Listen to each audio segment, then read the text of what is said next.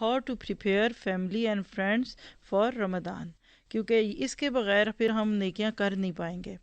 تو بہت سارے لوگ جو ہی رمضان کا لفظ آتا ہے تو یہ سوچ میں آتے ہیں کہ ہم نے اس سال بہت ساری نیکیاں کرنی ہے، لیکن پھر جب وہ دیکھتے ہیں کہ گھر والے تو موٹیویٹڈ نہیں، وہ تو پریشان ہیں اور دکھی دکھتے ہیں، تو پھر کبھی کبھی جھگڑا بھی ہوتا ہے۔ فیملیز اور فرینڈس کو زیادہ نیکیاں کرنے کے لیے کیسے مائل کرنا ہے، کیا طریقہ کار اس کا ہوگا؟ تو اس کا جواب یہ ہے، سب سے پہلے ان کے اندر طلب پیدا کیجیے۔ طلب کیسے پیدا کی جا سکتی ہے؟ نمبر ایک، دعا مانگیے، اللہ سے دعا کیجیے، ربنا حب لنا من ازواجنا وذریاتنا قرۃ اعین وجعلنا للمتقین اماما۔